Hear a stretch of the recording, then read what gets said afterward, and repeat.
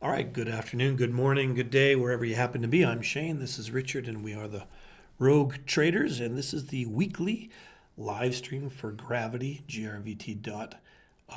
And on this live stream, we talk about all kinds of stuff, mostly Bitcoin related, because Gravity, of course, is a crypto exchange, and we trade a lot of Bitcoin options, but we trade other stuff too, and it's our analysis. Now, the last time we did this a week ago, the market was a lot higher than it is now, and Yep. we've had a lot of drama since then, and a lot to talk about, really. And not unexpected either, which is Yeah, let me share my screen so people can get a. I mean, not that you don't know where Bitcoin is right now, I'm living under a rock. But look, last week we were with the 13th, so we were around here, 103, 102, 104, banging around there. We said, hey, you know what? There's a chance we might end up just in a range here, and we'll just trade the range. But if that 100K goes, be careful, because it could be a cascade. And of course, we had a big move down. And in fact, if we want to just measure from, like just sort of the tip to tail, just from a week ago, right. We're down 15%. That's right? epic. That's epic. And then we look to even from here, which isn't very long ago. This is the 27th, so less than a month. Yeah. We're talking 18, 19%. And if we want to go from the high, which again wasn't that long ago, that's October, right? Mm-hmm. So, yeah. my gosh, what are we looking at? 30% or something? Yeah, close, 28%. So okay. that's So we're kind of at the bottom of the normal pullback during a bull market. yeah. This has echoes of 2022, doesn't it? Yeah. When we were getting hammered and people were thought, oh my God, it's going to 10,000, and so if we take that same philosophy, because Bitcoin has this habit, we've talked about this a lot, and when it gets really weak, people think it's going to zero. When it gets really strong, people think it's going to 1,000,000. Yeah. So if it's really weak here, we probably want to be on the other side of that trade, and we want to be long. And you can see this is our fund account. This is, if you go to gravity.io, you can invest in this fund or other funds, whatever you want. This is the Rogue Trader Fund. And you can see our position right here. It's not a big one. I sold some stuff this morning up in this area, but we're long at basically 91,000 and a half. Yeah. And I'm perfectly fine. You can see I got some more buy orders here. They're not big buy orders, but I'm happy just to rinse and repeat if we want to go up and down here. Yeah. But we both have a feeling that I think this is the bottom. I'm known for my direct speaking, right? So 100% guarantee this is the bottom. Okay, mortgage your house, sell grandma, whatever you need to do. I am long here in my trading book, and I think we're a little bit long here in the fund as well, aren't we? So yeah, and I think that's just a reasonable thing to do, because after such a move down, you're really going to take it short here. That seems, anything can happen. It could go to 50,000, but that just seems, we're going to get some mean reversion. We've had this kind of mental zeitgeist of everyone saying 85, 88's the turning point. That's where I'm going to put my buy orders and all that stuff. Well, anyone who put their buy orders at 85 isn't going to get filled, because the market never lets you get filled right where you want to get filled. Really. And 88, we almost touched it. I think that's the psychological. Oh, we bounced off that. Okay, relief. And then in the macro world, we've got. I think this bizarrely, this 15% sell-off was primarily because people started thinking that Trump might get caught up in the Epstein files, and the whole golden age of Trump would come crashing to an end. And I think that's wrong. I think whether you love him or hate him, I think Trump is a moral man and didn't touch any young girls, and that will come out in the files. And so I think from here we rip. But there was also the distraction of Nvidia earnings. Yes, they continue to cook their books. That is going to crash horribly, but that's not going to happen this year. Right? It could take 2 or 3 years for that to unwind. Right. And the traditional markets of futures were all down a lot. Everybody's was waiting on the Nvidia earnings, and of course they popped up. No, it's not like we ripped to the moon or all-time highs. Yeah. And some stuff didn't move at all. But it's a funny market, because all the attention is focused on Nvidia, and when Nvidia went up on those earnings, well, it lifted gold. It lifted all. It's like Nvidia's the market. It's a bit absurd. It's just like risk on back again. Yeah. And if there's QE coming, quantitative easing coming, which means more money supply coming in, the market can't help but go up. That's all there's going to be to it. What's that Pocahontas politician, Cortez? Warren, Elizabeth Warren? No, the South American woman. The Puerto Rican, the AOC? AOC, yeah. Cortez, right? She's got on Twitter yesterday or this morning saying there's no way on God's earth we're going to do AI bailout. And I'm thinking, well, the moment that means that they're talking about AI bailouts already, right? Because otherwise she wouldn't say it. And if they're talking about AI bailouts, they're going to do AI bailouts. Probably. And that's going to be the source of the QE. Yeah. And you know how these things go now in this Western liberal media. It's like, there's no way we're going to do this. And it's like, we should consider doing this. We've done it, and here's why it's a good thing. Yeah, exactly. Yeah. So, and that's it. And of course, AOC has no brains at all. Right. She's just a bartender, and it only requires even just a little bit of attention, is simply because she might have inside information. To be a good bartender, you've got to be quite intelligent, but I don't know if she was a good bartender or not. I bet she looked good being a bartender. She probably does look pretty good being a bartender. Anyways, hey, look, when we were talking last week, and we were up here, and we were saying, look, we're happy to just play the range. We're not going to bet the farm here because we're still, are we really going to go down? We had clues. Yeah. We looked at the liquidity heat map. We were looking at that's what we thought. I think the liquidity is down at 98, 99 at that time. Right, yeah. We thought if that breaks, we could be in trouble. Yeah. And, the same thing is, so we're on a trading floor all week. We're trading with the guys.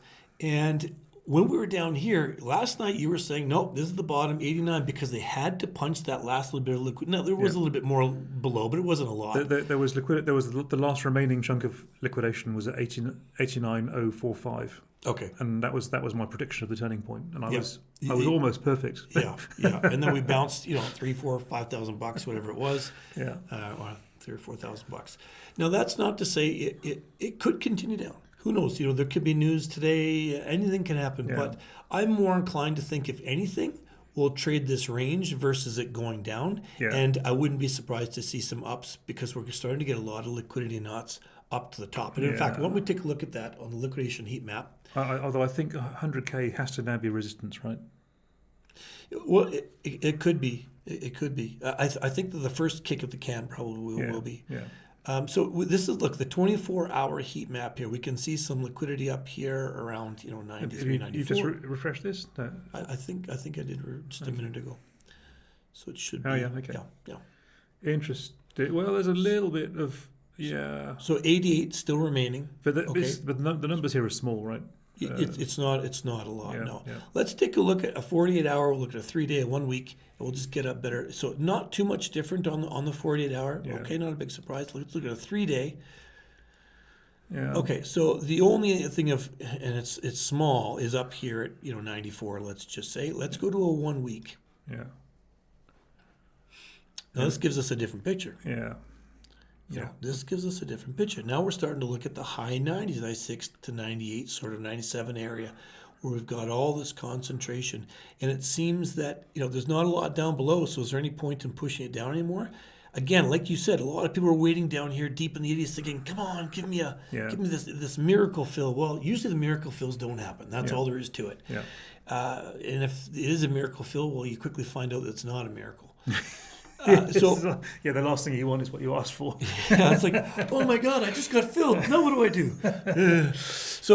It seems more like we're probably going to punch this. Yeah. And I think that if we make a hard move up, to short it up here for a move back down might be good. Now, there is always the chance, and we had Trump again, I think yesterday or the day before, saying that Q4 was going to be this epic Bitcoin. Eric Trump, yeah. Oh boy, he said. Did he say he was going to do incredible things? Something like that, yeah. Maybe that means go to zero, because that would be incredible. I don't know. But just take a look at 2 weeks, and we'll look at 1 month too, just for her. Okay, so 2 week is about the same. Yeah. Everything at the upside. Let's take a look at 1 month. A lot of people like to sell options 1 month out. Yeah. And look, now we're way up there. So if you've got short calls up here, you're feeling pretty damn safe. It's interesting that I have taken off all my short calls below 110. Yes, I have to. Yeah. Because so what I'm thinking is this: is if let me just make this a bit bigger again. Pull it down. Yeah.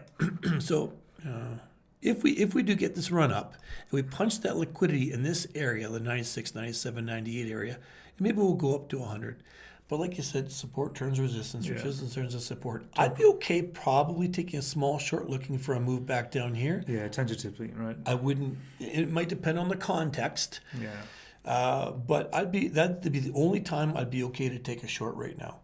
That other than that, I'd rather, and if you're not comfortable taking a short, I'd rather sell what I had through there, wait for a pullback, buy again, then wait for the next move through. And whether you put a stop order or a market stop order at 100, say, hey, if it wants to break 100, I'll get in. Yeah. There's going to be some whippiness. It's not going to be easy. But that's we're thinking we're probably going to gravitate our way up. Yeah. Now, we may go sideways for a while.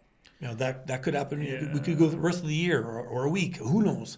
But I'm happy to buy down here, sell up here, buy down here. But I'll hold some in case we do get that move up to here. And I've got no problem scaling in as it moves up. To add into that position. Yeah, my feeling is that if we are going to go sideways, it's only going to be until Monday, or Sunday or Monday. Then you think we'll make a move? I think there's probably too much short call interest at 100k now for dealers to miss, and then that's going to cause a whole bunch of gamma squeeze up to 100. I think that might even happen next week, and then I think for December we go up in December up to like 110, 115 is possible. Yeah, that is possible. Let's just quickly take a look at the options max pain. So here's tomorrow, the 21st. So the max pain is 100,000. Interesting, because it was down in the 90s. Yeah, okay, interesting. Yeah, that's Friday. Yeah, that's 100k, and then it's tomorrow 90k. Yep. Day after. Well, that doesn't matter. Saturday. It's the weekend. There's no. But here's the end of December. Yeah. So it's come down a little bit. I think it was at 105 or 106 or something last week. And then the end of January, our max pain is 105. I think that we talked about this having more bearing when the market is moving up. When the market is moving down, we could see all these max pains at 110 or something, but they're completely irrelevant. It had nothing to do with it. Yeah, I think everyone's hedged out of those now. But I think those 105s represent gamma squeeze areas. So and particularly if you've got end of November and December on the same strike. Yeah, I think it's close. If we get up to 105, we could easily get to 110. I think as it punches through, Yeah.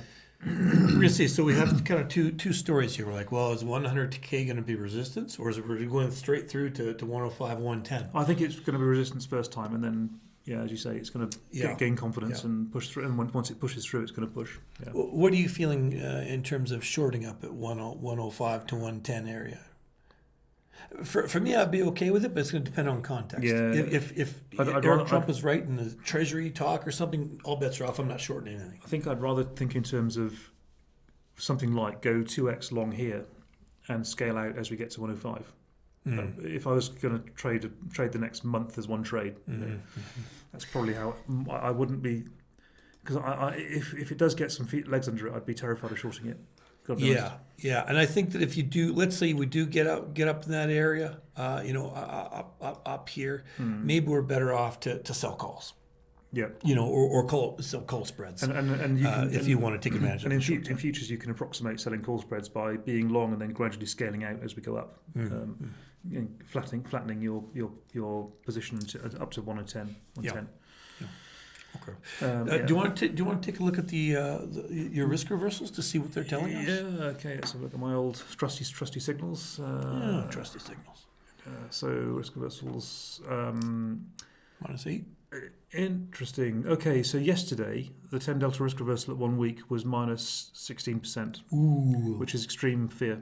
Extreme fear. So that's people are massively overspending on buying out of the money puts because they're thinking, okay, we could go to 70.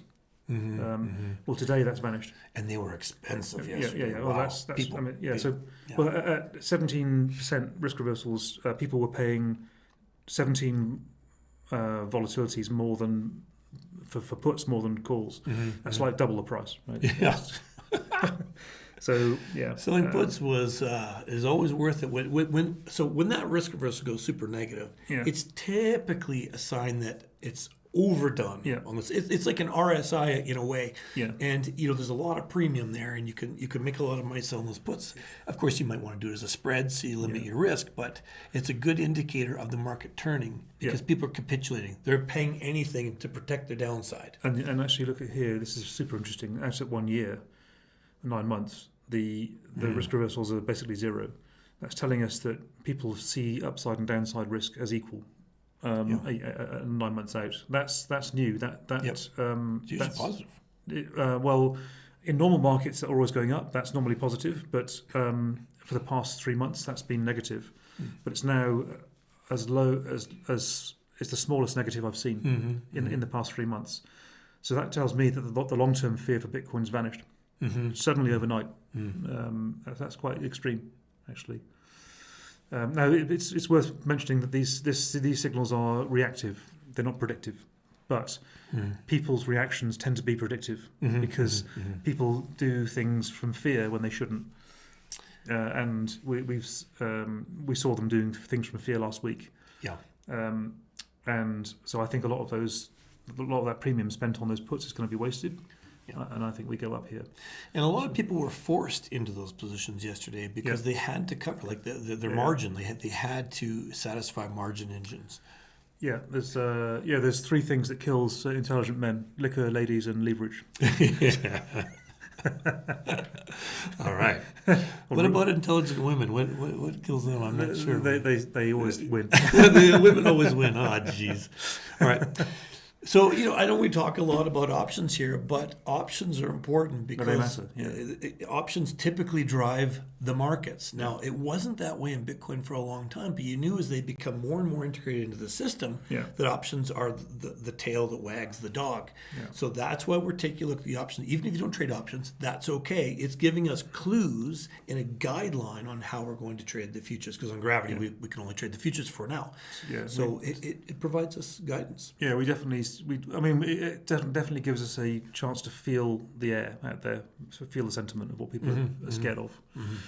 Do we want to talk a little bit about NVIDIA and what happened yesterday and what the heck's going on in the world? Well, I think the NVIDIA thing is fascinating. So there are 2 massively polarized positions around NVIDIA. So one, Jensen Huang, who runs it, thinks it's cheap, and Michael Burry, who called the collateralized debt obligations short in 2008, thinks it's a Ponzi scheme. People in Twitter are now calling NVIDIA Enron. Enron. Now, the younger kids might not know. It logged us down. That's okay. Yeah. Well, we've got a position basically right around here. It's not a big position, but because I sold some this morning. Okay.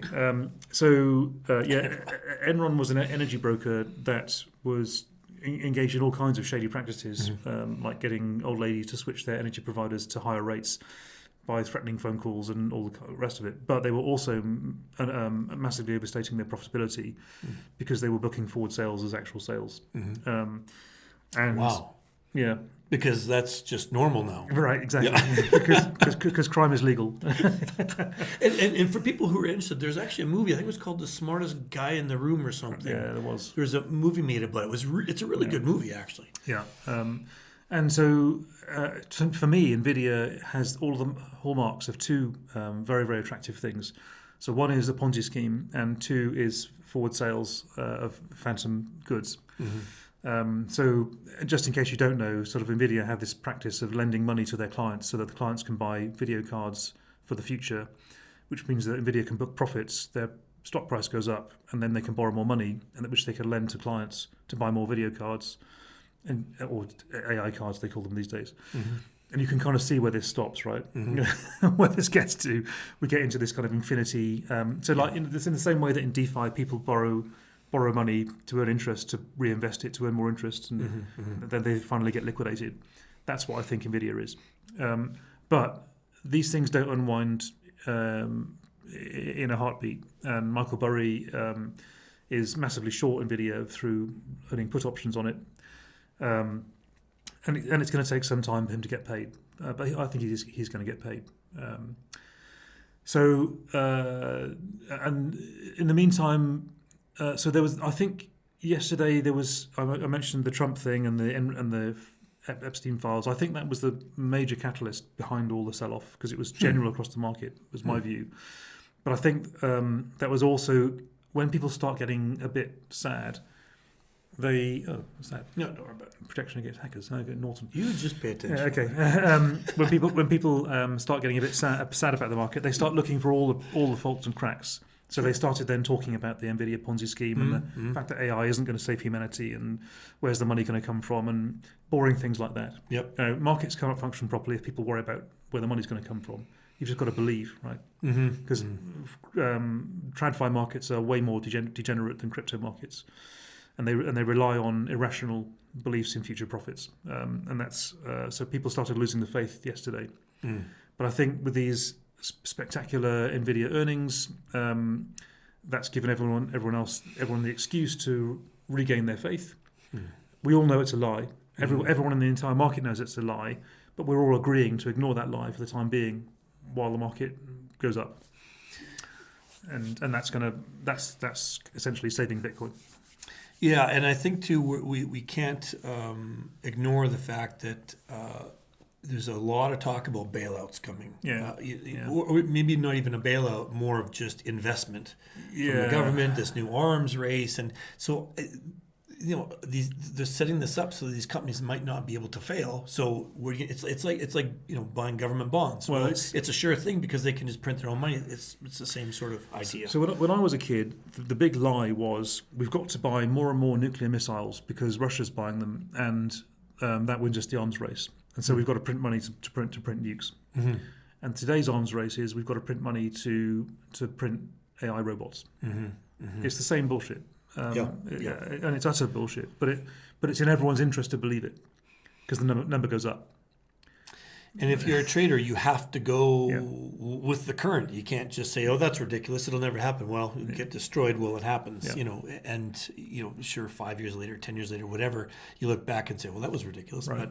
But at the time, you've got no choice. And what was the other announcement yesterday? They're going to build 10 nuclear reactors in Saudi Arabia and build shit tons of data centers there and AI things.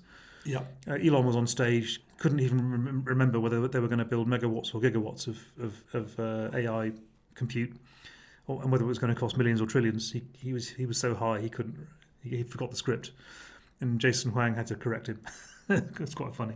Yeah, and Saudi Arabia said they're going to invest $1 trillion in the United States. I don't know over what period of time, but there's all kinds of news that came out earlier this week which didn't move the markets, which normally would have. Is it all hinging on these Nvidia earnings, which is bizarre. Well, and I again reiterate, it was hinging on the Epstein thing. And if Trump's name came out as a kitty fiddler on there, then that crashes the entire market for the next 10 years. But I think anyone who doesn't have TDS knew that that's just not possible. Right. I know guys who know Trump. Yeah. And love him or hate him, he is what he is. He's a patriot. He's not an immoral degenerate. Actually, a good friend of mine used to be his photographer. Oh, really? Yeah. Oh, and said he was the most finest gentleman to work for. Yeah, I know a few people who've worked with him on some development projects and had nothing but good things to say. That's an unpopular statement, of course. We're going to lose thousands of viewers for saying that. But it's amazing how powerful propaganda is, right? Oh, people don't believe anything. In my home country, something like 65% of people believe he's a bad person. Yeah. Because they've been told to believe it. They do what they're told. Yeah. All right, so here we are. What's our strategy? Well, our strategy is basically long as balls. Be long right now. And expect that we could just oscillate in here. You're going to get frightening moves down, but it's up from now on. And I think that we're going to get some unexpected moves that you might miss if you're not already long. That's my concern. And I could be wrong. Yeah. I could be wrong. But we're positioned to have it move as high as maybe even to 104 to 110 area. Yeah. That would be extreme, but it wouldn't be unexpected. Just look back at Bitcoin's history. Yeah. It has done some crazy things. Now, it might take 2 days to do that. It might take 2 weeks. It might take 2 months. I don't know. Yeah. But I think that being positioned long is probably the highest probability trade right now. Yeah, and I'm on record as saying we won't see another all-time high in Bitcoin this year, and I stand by that. We will not get above 125 this year, guarantee.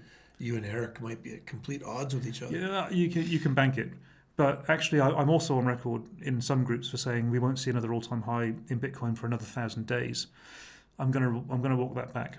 I actually think I'm wrong about that. I think we'll see an all-time high in 2026. Yeah, I wouldn't be surprised. and fairly early in 26. Yeah, there's a lot of political things that could really sway the price either way. And I don't think, we've talked about it before, this whole quantum computing and, being able to break every code. And sometimes that comes up, which will kill everything online. So I did a bunch of research into that. Oh, you did? Yeah. Because last time you didn't do the research and No. you said you would. Yeah, Oh, I did. That's fantastic. Yeah. And so what the research told me is that actually quantum computing is a massive scam. So what the experiments we're doing in quantum computers today is equivalent to people to Charles Babbage, who invented the Babbage engine, extrapolating forward and writing programs for modern supercomputers Okay. for his Babbage engine, which obviously can't do them. And so what I'm saying is that all of the quantum computers that we actually have been told have been solving these 6-bit problems actually are simulators of quantum computers. There are no quantum computers that actually work. Okay. So when they say quantum computing has solved factoring a 4-bit number, what they mean is we wrote some software that does what we think a quantum computer would do, and that eventually solved a factoring a 4-bit number. I see. So how far away are we from having quantum computers? 30 years. 30 years, do you Yeah, think? easily, if it's even possible. Even on an exponential timeline? Yeah. We don't even understand how to build them, or even if they can be built. That's actually the position. It's just more. Look, no one gets funding by telling the truth, right? Because life is hard and things are largely impossible, and really nothing changes. So what do scientists do? Well, they need funding. They need $10 million to run their department. Oh, we're 2 years away. We need 2 years runway. And so 2 years comes up. Oh, we're 6 months away. We need 6 months more run. Yeah. And it's bullshit. All of it. It's all bullshit. Just like the climate change bullshit. It's like, the world's going to end in 5 years. Then you get a bunch of funding, and hey, guess what? Oh, now it's global cooling. Oh no! Holy shit! Are you kidding me? Yeah. What a grift! What a grift. We need to do some research grants. Well, absolutely. Yeah. So it's a great scam. Yeah. Maybe for next episode we'll figure out what we're going to apply for research grants for, and we can all share in the profits. I think we need to start spreading the word that there's going to be virus attacks on AIs. Ah, yes. So we need to make AI antiviruses. Yes. We should change the name of our group from Rogue Traders to Rogue Trader AI or something, and we'll just instantly get billions of dollars in funding. Rogue Ponzi. Rogue Ponzi. There you go. So, if we haven't lost most of you by now, I bet they'll. I think they're going to love it. They're going to say, finally, someone's saying what I think, but I didn't have the nerve to say it. Yeah, or you just felt it in your bones that something was wrong. Well, you know what? Your feelings were probably right. Exactly. Yeah. And all those Koreans who I always kind of like to poke fun of, because they do those.